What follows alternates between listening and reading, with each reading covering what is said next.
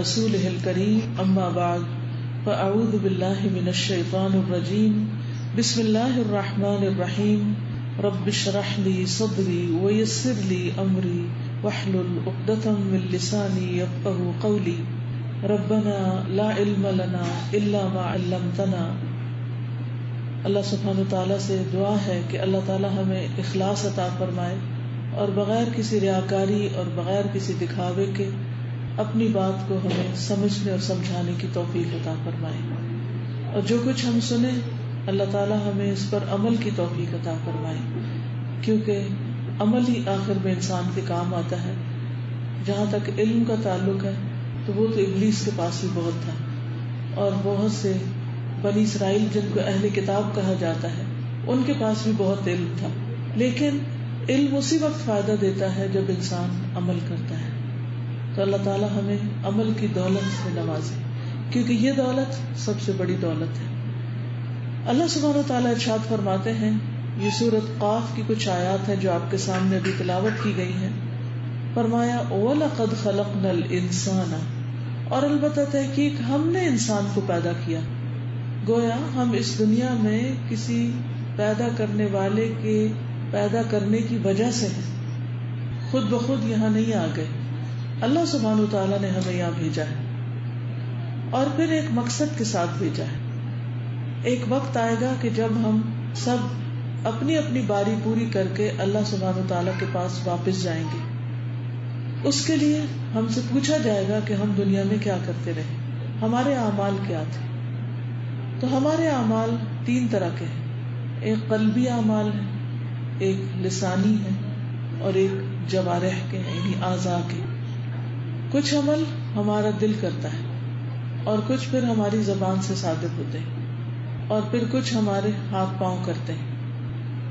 یہ سارے کام جب تک اللہ تعالیٰ کی مرضی کے مطابق نہ ہو تو انسان کامیاب نہیں ہو سکتا.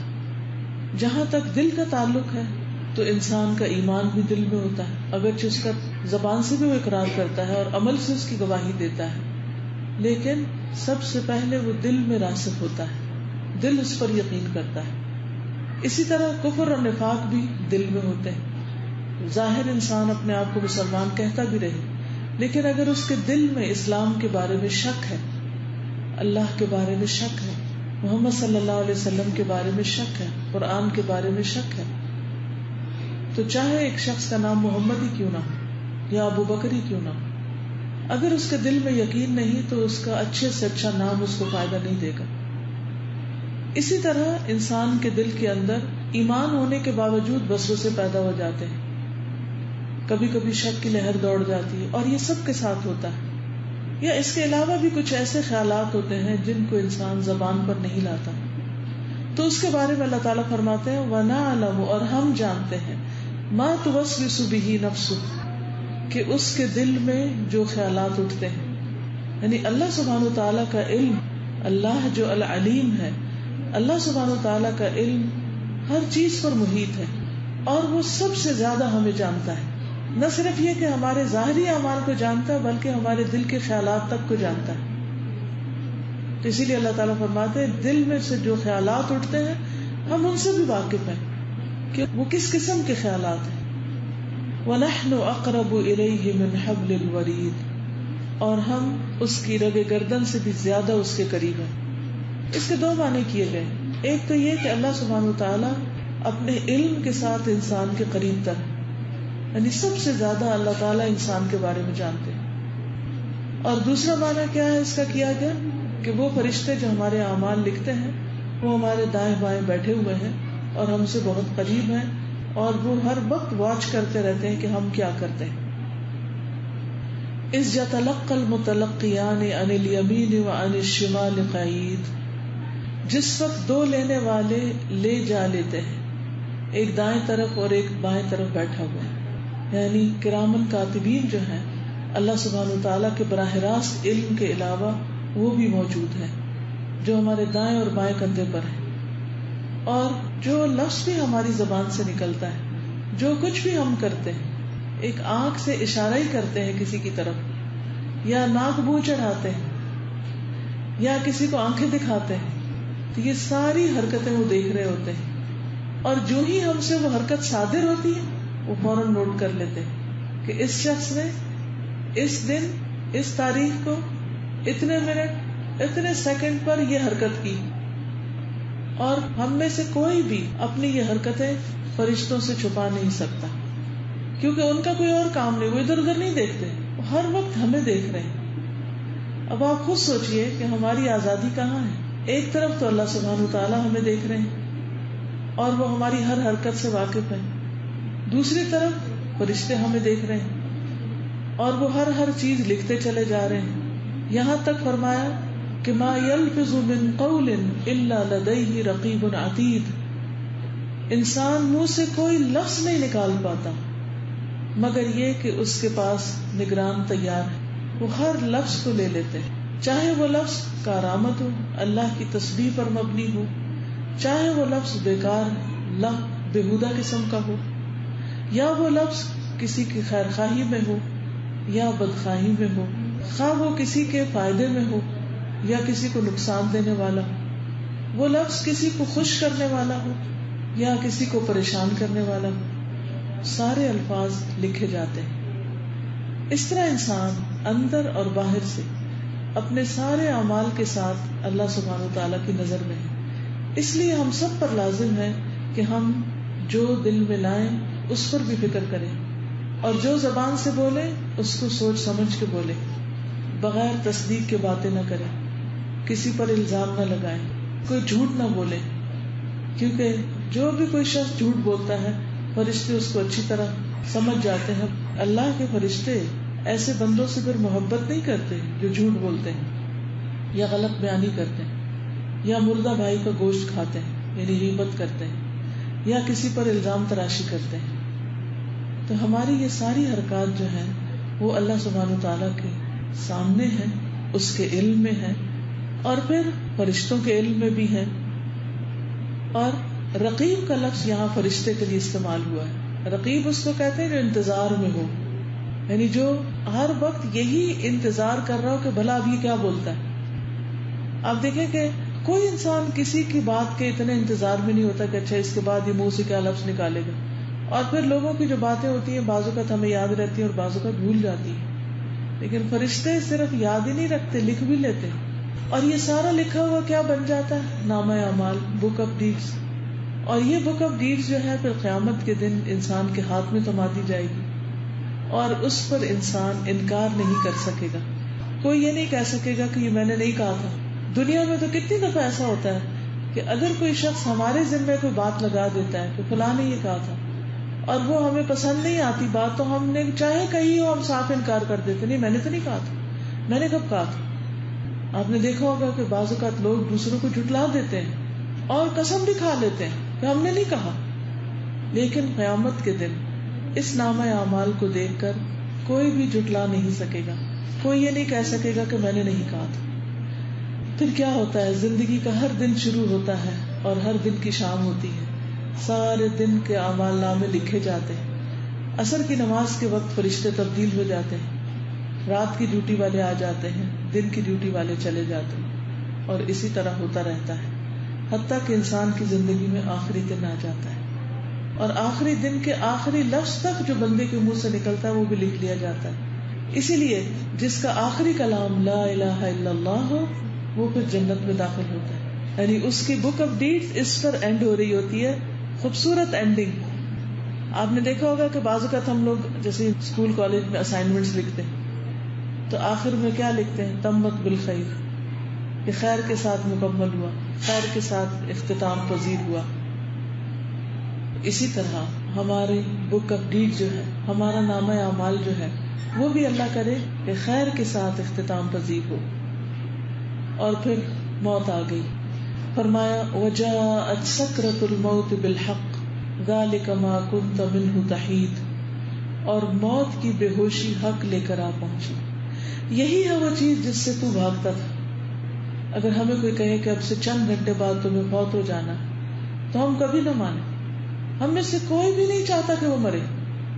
قرآن مجید میں اللہ تعالیٰ یہود کے بارے میں فرماتے ہیں یود احدہم لو یعمر الف سنہ، ان میں سے ایک ایک یہ چاہتا ہے کہ کاش 1000 سال کی عمر دیا جائے. وما هو بمزحزحه من العذاب ان يعمر، تو اس کو یہ لمبی عمر کا دیا جانا عذاب سے نہیں بچا سکتا. یعنی ہم 10-20 سال اور جیے یا 50 سال جیے، بہرحال جانا تو اللہ ہی کے پاس واپس ہے. کتنی بھی عیش و عشرت دنیا میں کر لیں، کتنا بھی اچھا وقت دنیا میں گزار لیں، لیکن بالآخر اللہ کے پاس واپسی ہے. انسان دنیا میں رہتا تو کتنی لمبی لمبی امیدیں اور تمنائیں ہوتی ہیں، میں یہ بھی کر لوں، میں یہ بھی کر لوں. بچپن سے انسان خواب دیکھنا شروع کر دیتا ہے، جب میں بڑا ہوں گا تو کیا پڑھوں گا، کیا ڈگری لوں گا، شادی کروں گا. پھر جب شادی ہو جاتی ہے تو پھر بچوں کی خواہش لگ جاتی ہے، پھر بچے پیدا ہو جاتے ہیں تو ان کے بڑے ہونے کی تمنا اور امید. پھر وہ بچے جب بڑے ہو جاتے ہیں تو ان کی شادی کا انتظار لگ جاتا ہے، اور وہ ہمارا غم اور فکر بن جاتا ہے.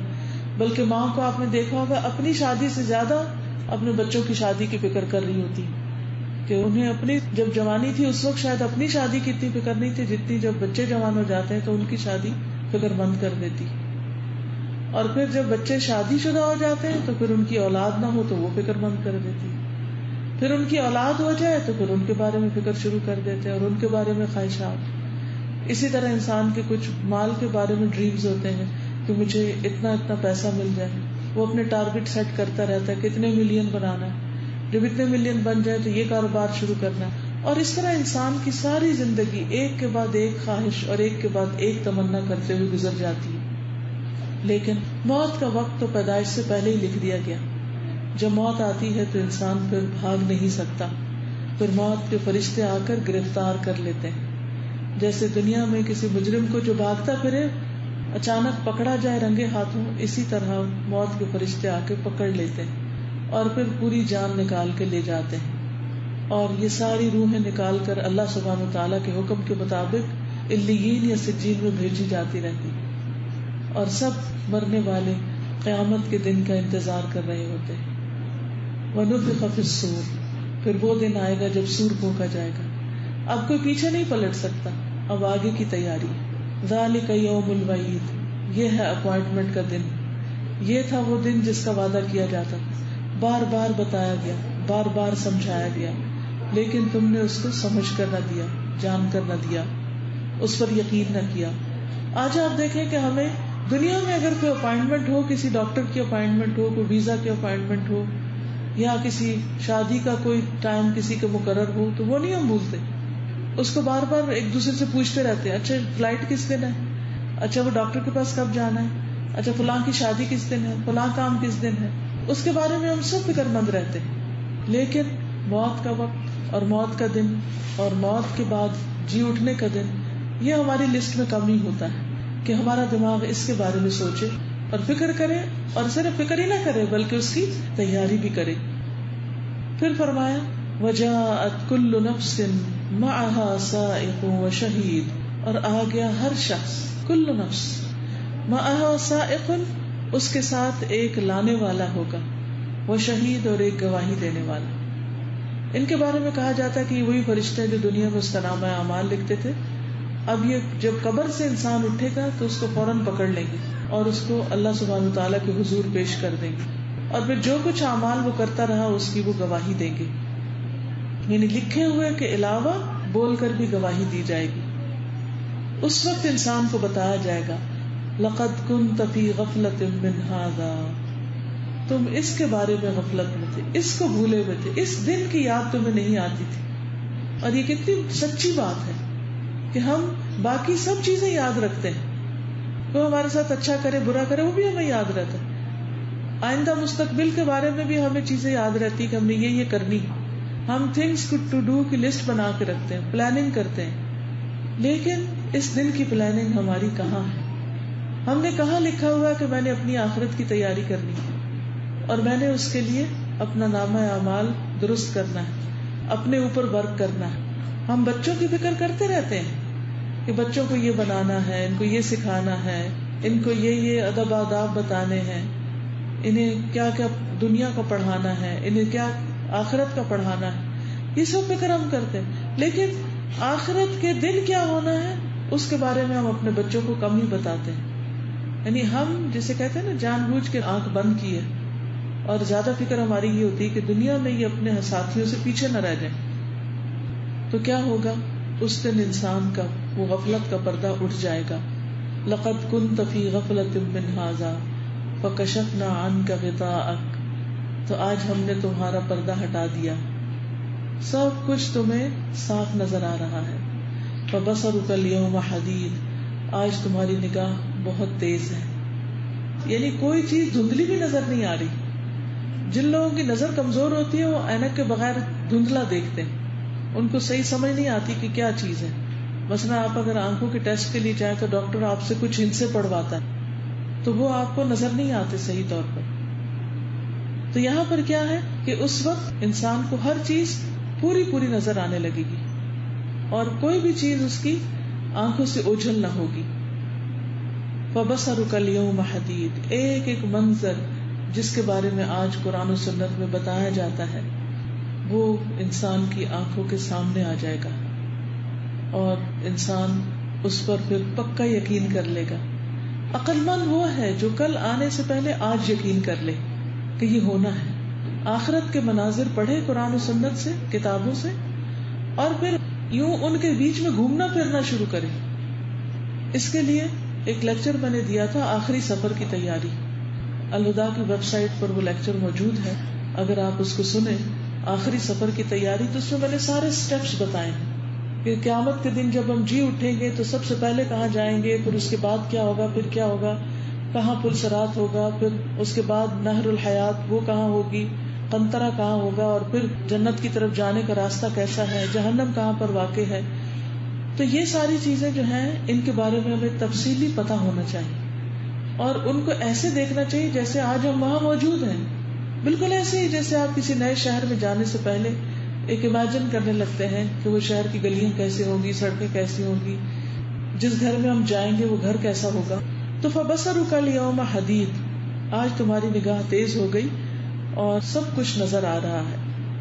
وَقَالَ قَرِينُهُ هَذَا مَا لَدَيَّ عَتِيدٌ. اس کا ہم نشین فرشتہ کہے گا یہ حاضر ہے جو کہ میرے پاس تھا. یعنی ساری زندگی کا جو اس نے ریکارڈ رکھا ہوگا, لکھا ہوگا, وہ سارا وہ سامنے رکھ دے گا. اب کون انسان ہے جو فرشتے کے لکھے ہوئے کو انکار کرے اور یہ کہے کہ یہ تو میں نے نہیں کیا, یا جھگڑا کرے کہ نہیں یہ تو میں نے نہیں بولا تھا, میں تو یہاں نہیں گئی تھی. ہاں, آپ دنیا میں بہت سے کام کر کے بھول چکے ہوتے ہیں, بہت سی باتیں کہہ کے فراموش کر چکے ہوتے ہیں.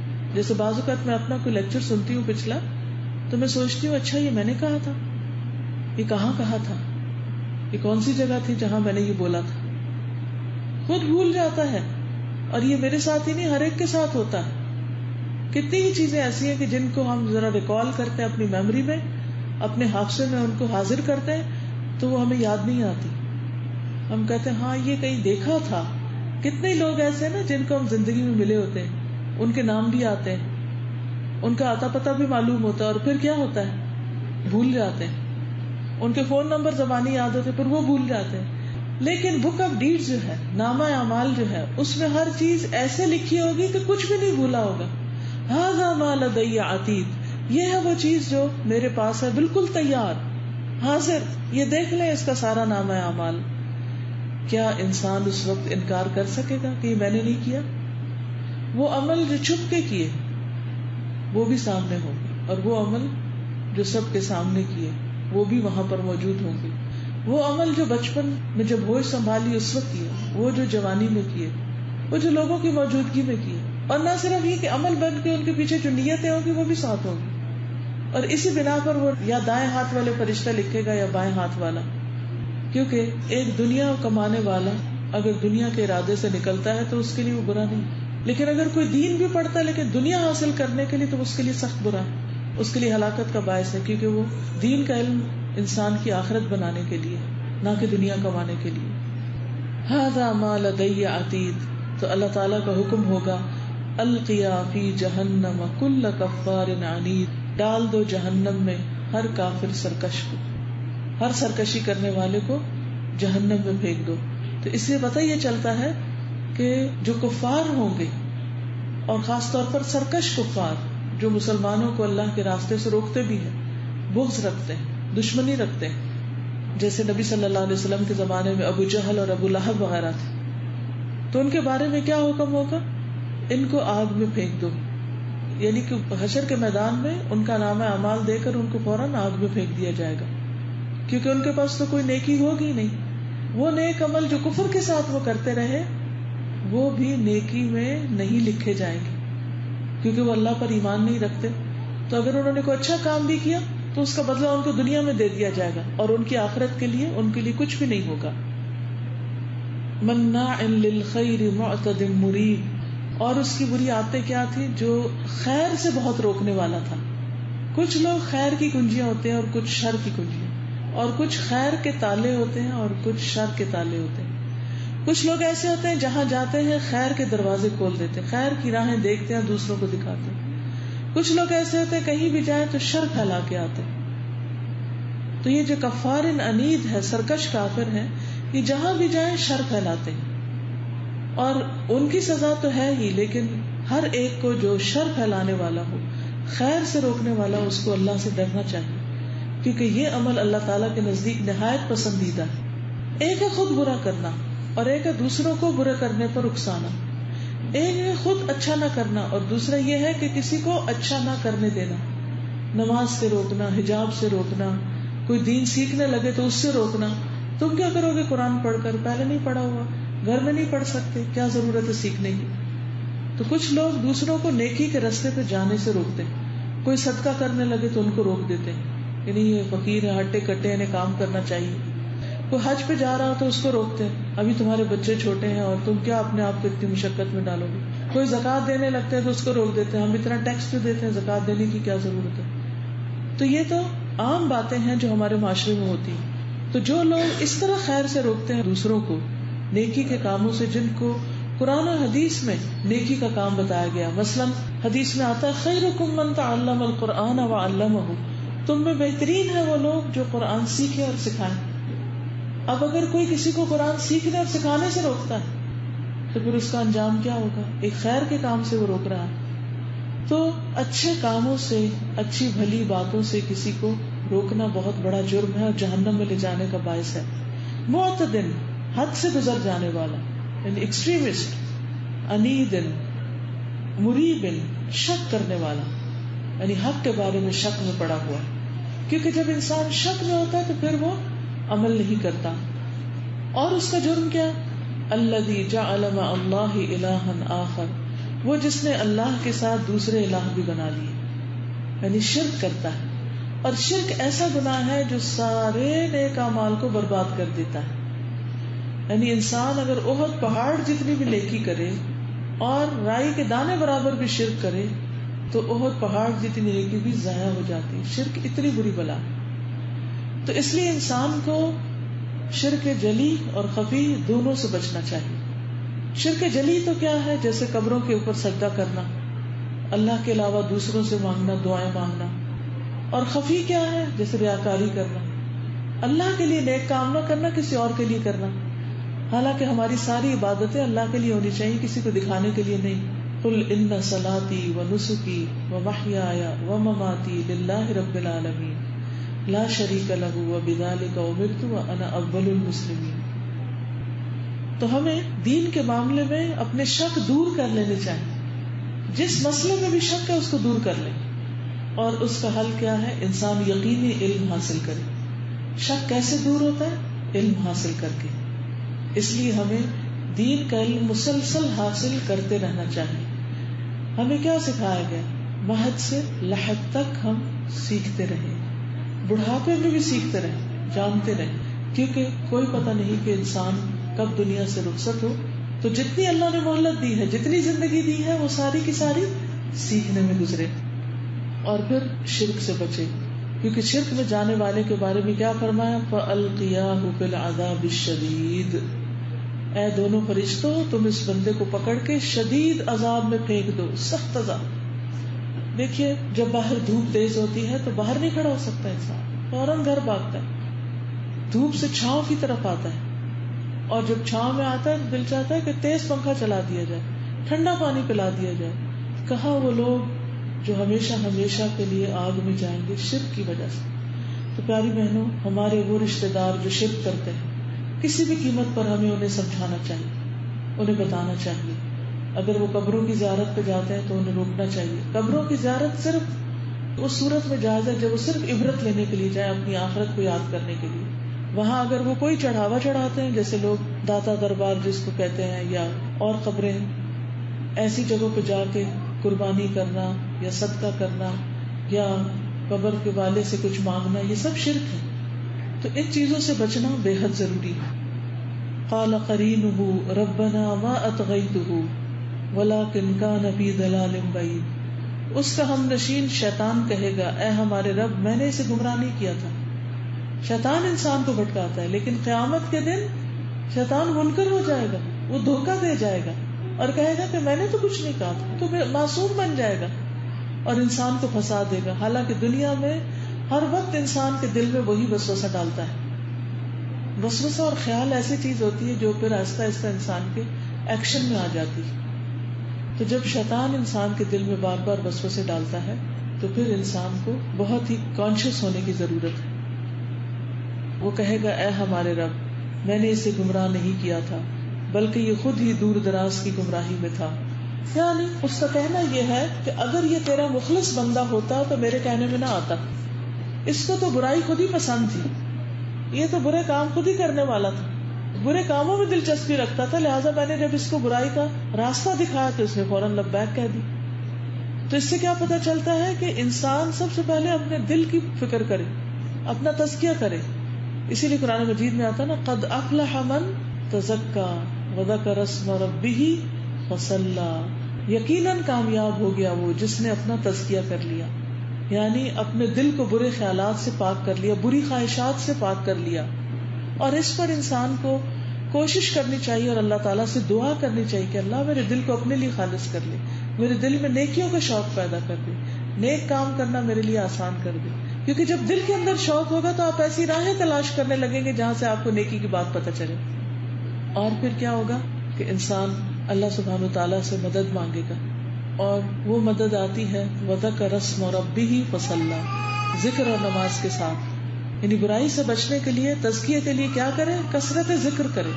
یاد رکھیے جو لوگ دنیا میں ذکر کی کثرت کرتے ہیں وہ موت کے وقت بھی اللہ کو یاد کرتے ہیں، اور پھر قیامت کے دن بھی والذاکرین اللہ کثیرا والذاکرات میں سے اٹھائے جائیں گے.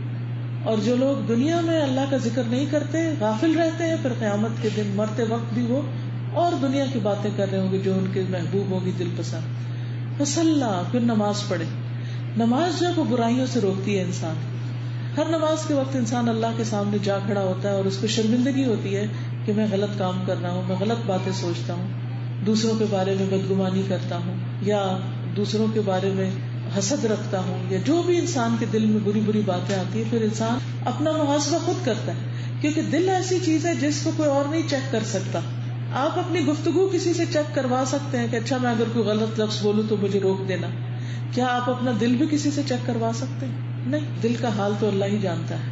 تو یہ اللہ کا بڑا فضل ہے کہ اس نے ہمارے دلوں کے خیالات کو چھپا رکھا ہے، ورنہ اگر وہ ظاہر ہو جائے تو لوگ ہم سے نفرت کرنے لگے.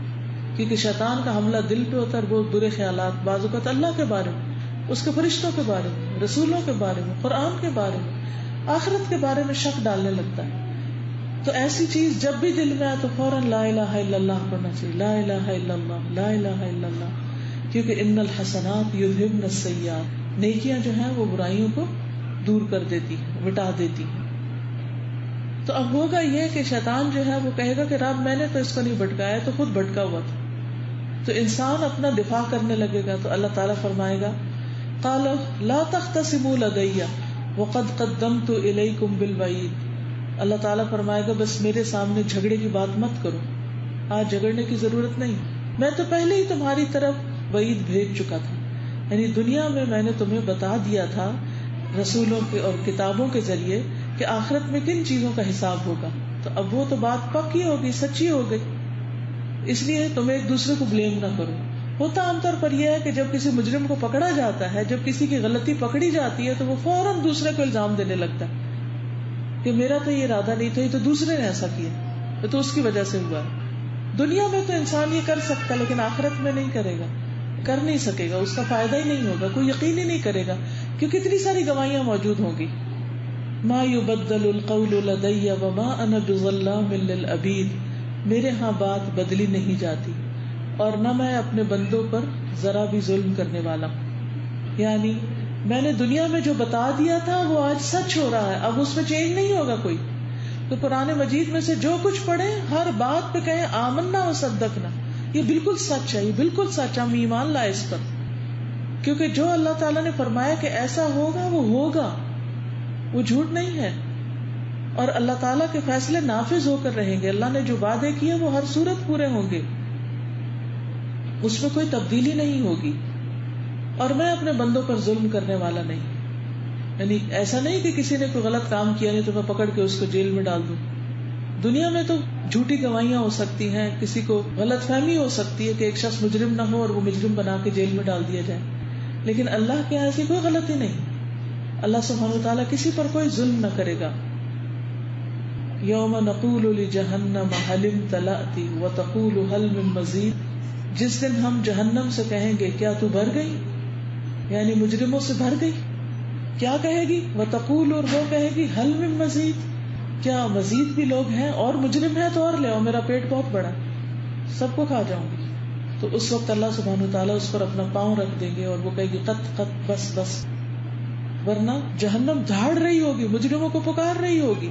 تدعو من ادبر وتولى، وہ بلا لے گی جو بھی منہ موڑے اور پیٹ پھیر کر جائے. تو اس لیے دین سے کبھی بھی منہ موڑ کر نہ جائیں، پیٹ پھیر کر نہ جائیں، کیونکہ آگے کھائی ہے. پھر اصل راستہ اللہ ہی کا راستہ، اور ڈرتے ہوئے زندگی گزارنی چاہیے. وَأُزْلِفَتِ الْجَنَّةُ لِلْمُتَّقِينَ غَيْرَ بَعِيدٍ، اور جنت پرہیزگاروں کے لیے بالکل قریب کر دی جائے گی، سامنے لے آئی جائے گی، دور بھی نہیں جانا پڑے گا، کوئی مشقت نہیں اٹھانی پڑے گی، ذرا بھی دور نہ ہوگی. دنیا میں کیا ہوتا ہے کہ بعض اوقات آپ اپنا کوئی پسندیدہ پکنک پوائنٹ چوز کرتے ہیں، گاڑی کہیں پارک کرتے ہیں، چل چل چل چل کے آپ آگے جاتے ہیں. کبھی کسی پہاڑ پر جانا ہوتا ہے تو وہاں گاڑی نہیں جاتی تو آپ کیا کرتے ہیں، پہاڑ کے نیچے گاڑی روکے پھر پہاڑ چڑھنا پڑتا ہے جب شہر کا نظارہ نظر آتا ہے. کسی سمندر کے ساحل پہ جاتے ہیں تو عین سمندر کے اوپر نہیں گاڑی رکتی، پیچھے روکنی پڑتی. تو آپ کو ایک مشقت کرنی پڑتی، لیکن وہاں پر کسی قسم کی کوئی مشقت نہ ہوگی، کسی بھی قسم کی کوئی پریشانی نہیں ہوگی. بس آپ تمنا کریں گے اور جنت سامنے دیکھ لیں گے. لیکن یہ کب؟ یہ اسی وقت ہوگا جب دنیا میں انسان بچ بچ کے چلتا رہے اللہ کی پسند اور مرضی کے مطابق. ھذا ما توعدون لکل اواب حفیظ، یہ ہے وہ چیز جس کا تم وعدہ دیے جاتے ہو. یعنی دنیا میں تم سے یہ وعدہ کیا جاتا تھا کہ اگر تم اللہ سبحانہ وتعالیٰ کی مرضی کے مطابق زندگی بسر کرو گے تو تمہیں یہ جنت کا ٹھکانہ ملے گا. جیسے ایک صحابی نے جو کھجوریں کھا رہے تھے نبی صلی اللہ علیہ وسلم سے پوچھا کہ اگر میں اللہ کے راستے میں لڑوں تو میرے لیے کیا ہے؟ تو آپ نے فرمایا فلک الجنہ. تو اسے کھجوریں کھاتے ہوئے پھینک دی کہ پھر تو بڑی دیر لگ جائے گی، اور فوراً میدان میں کود پڑے اور شہید ہوئے اور جنت میں پہنچ گئے، کیونکہ وعدے پہ یقین تھا نا کہ ملے گی، اسی لیے وہ اپنی جان بھی دے دیتے.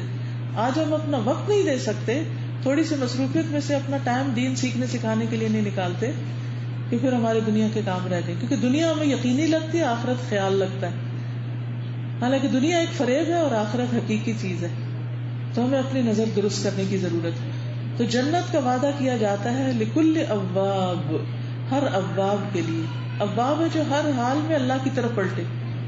کوئی مشکل پیش آئے تو اللہ سے دعا کرے، کوئی گناہ کر بیٹھے تو اللہ سے توبہ کرے، بھول جائے تو اللہ کو یاد کر لے، نعمت ملے تو اللہ تعالیٰ کا شکر ادا کرے. تو اواب وہ ہوتا ہے جو پلٹ پلٹ کے اللہ ہی کی طرف جاتا ہے. یعنی اللہ سبحانہ وتعالیٰ از سینٹر آف لائف، اس کی زندگی کا مرکزی نقطہ اللہ کی یاد ہوتی ہے، اور ہر حال میں وہ اللہ سبحانہ وتعالیٰ کی طرف پلٹتا ہے. جیسے دنیا میں کیا ہوتا ہے، جس سے ہم محبت کرتے ہیں، جب ہمیں کوئی خوشی ملتی ہے تو ہم اس کی طرف بھاگتے ہیں، جب ہمیں کوئی غم آتا ہے تو اس کی طرف جاتے ہیں، کوئی پریشانی آتی تو ہم اس سے شیئر کرتے ہیں. لیکن مومن جو ہے وہ ہر چیز اپنے رب کے ساتھ کرتا ہے. یعقوب علیہ السلام کو جب یوسف علیہ السلام کے بارے میں پریشانی اٹھانی پڑی تو انہوں نے کیا کہا؟ انما اشکو بثی وحزنی الی اللہ، میں اپنے غم اور دکھ کی فریاد اللہ سے کرتا ہوں. مومن اپنے غم اللہ کی طرف لے جاتا ہے، اپنے دکھ، پریشانیاں، ضرورتیں، حاجتیں، ہر چیز میں. نماز کا وقت ہوا تو نماز کی طرف، اور صرف فرض نماز نہیں، نوافل کی بھی پابندی کرتا ہے. جیسے جو چاشت کی نماز پڑھتا ہے وہ اواب کہلاتا ہے. یعنی اواب کی جو خصوصیت ہے وہ یہ ہے کہ وہ فرائض کے علاوہ نوافل بھی ادا کرنے والے ہوتے ہیں. اور دوسری صفت جس کا ذکر یہاں کیا گیا حفیظ، حفاظت کرنے والا، یعنی جو اپنی نگاہوں کی حفاظت کرنے والا اور اللہ تعالیٰ کی طرف سے جتنے احکامات آئے ہیں ان کی حفاظت کرنے والا، اپنی زبان کی حفاظت، اپنے ہر چیز کی حفاظت، کہ کوئی ایسا کام نہ ہو کہ جو اللہ تعالیٰ کو پسند نہ آئے. من خشی الرحمن، اور کون ہے جنت میں جانے والا؟ من خشی الرحمن بالغیب، جو رحمان سے غائبانہ طور پر ڈرتا ہے، یعنی اللہ تعالیٰ کو اس نے دیکھا نہیں پھر بھی ڈرتا ہے اللہ سے. اور یاد رکھیے کہ جو اللہ سبحانہ وتعالیٰ کا ڈر ہے یہ سارے نیک اعمال کی بنیاد ہے.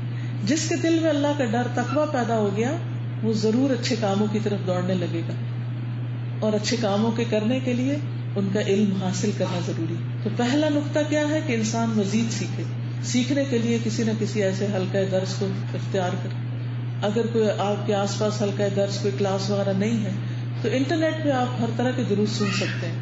اگر آپ کی زبان عربی ہے تو عربی میں بہت سے شیوخ کے لیکچرز ہیں اچھے اچھے. اگر اردو ہے تو اردو میں بھی بہت سے لیکچرز ہیں. اگر آپ farhathashmi.com پہ جائیں تو پورے قرآن مجید کی تفسیر آپ کو ملے گی. ہر ٹاپک پر آپ کو لیکچرز مل جائیں گے. آپ اگر روزانہ کا ایک بھی سن لیں، اگر اپنے کچن میں کام کرتے ہوئے، کھانا پکاتے ہوئے سن لیں، تو بھی آپ کے اندر کوئی نہ کوئی بات جائے گی اور انشاءاللہ آپ کی زندگی میں تبدیلی آئے گی.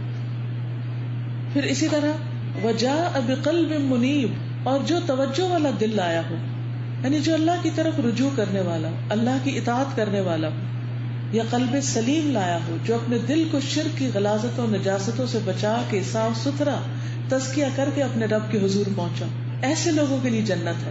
اور یہ چیز ایسے ہی حاصل نہیں ہوتی، اس کے لیے انسان کو بڑی محنت کرنی پڑتی.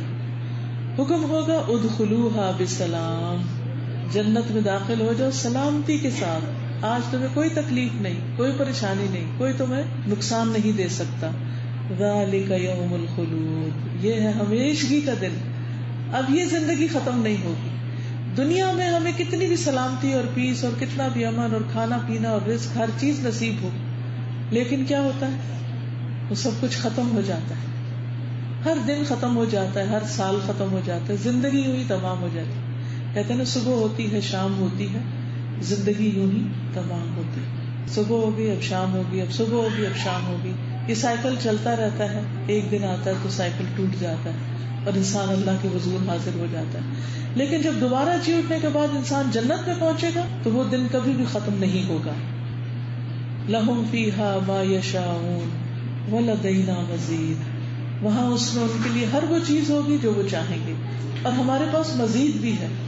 یہ مزید کیا ہے؟ اللہ سبحانہ وتعالیٰ کا دیدار. انسان جب اللہ سبحانہ وتعالیٰ کو دیکھے گا تو اس سے باقی ساری نعمتیں ہیچ لگیں گی، بہت کم لگیں گی. ہر نعمت دنیا میں جو کچھ بھی، چاہے قارون کے خزانوں سے بھی بڑے خزانے ہیں اس کے پاس، وہ بھی مچھر کے پر برابر لگیں گے. یعنی وہ جنت کی نعمتیں، اور جنت کی نعمتوں میں سب سے بڑی نعمت اللہ سبحانہ وتعالیٰ کا دیکھنا. تو یہ ہماری منزل ہونی چاہیے، یہ ہماری تمنا ہونی چاہیے، یہ ہماری دعا ہونی چاہیے، یہ ہماری زندگی کی سب سے بڑی خواہش ہونی چاہیے کہ اللہ تو اپنے چہرے کے دیدار سے محروم نہ کرنا. لیکن یہ کس کے لیے ہے؟ وہ جو رحمان سے غائبانہ طور پر ڈرے، جو دوسروں کو کھانا کھلائے، جو اپنی زبان کی حفاظت کرے، جو دوسروں کی ضروریات کو پورا کرنے والا ہو، جو اللہ کی خاطر صبر کرنے والا. وَلِرَبِّكَ فَاصْبِرْ. دنیا میں ہر انسان پر مشکل حالات اور واقعات گزرتے ہیں، لیکن جو اللہ سے ڈر کر حرام چیزوں کی طرف نہیں جاتا، ان سے بچتا اور تقوی اختیار کرتا، قیامت کے دن ایسے لوگوں کو اللہ سبحانہ وتعالیٰ اپنا دیدار عطا کرے. لیکن جو دنیا میں اللہ کا انکار کرتے ہیں، اللہ کے احکامات کا انکار کرتے ہیں، تو پھر وہ اس کے دیدار سے محروم رکھے جائیں گے. تو اللہ تعالیٰ سے دعا ہے کہ وہ ہمارا خاتمہ بہترین طریقے پر کرے، ایمان کے ساتھ، اور ہمیں اپنے صالح بندوں، مقرب بندوں سے جا ملائے. ہماری موت کو آسان کر دے، ہمارے جی اٹھنے کو آسان کر دے، ہمارا حساب آسان کر دے، ہمارا جنت میں داخلہ آسان فرما دے، اور ہمیں صالحین کی صحبت نصیب فرمائے. وآخر دعوانا ان الحمد للہ رب العالمین. سبحانک اللہم وبحمدک، اشہد ان لا الہ الا انت، استغفرک واتوب الیک. السلام علیکم ورحمۃ اللہ وبرکاتہ.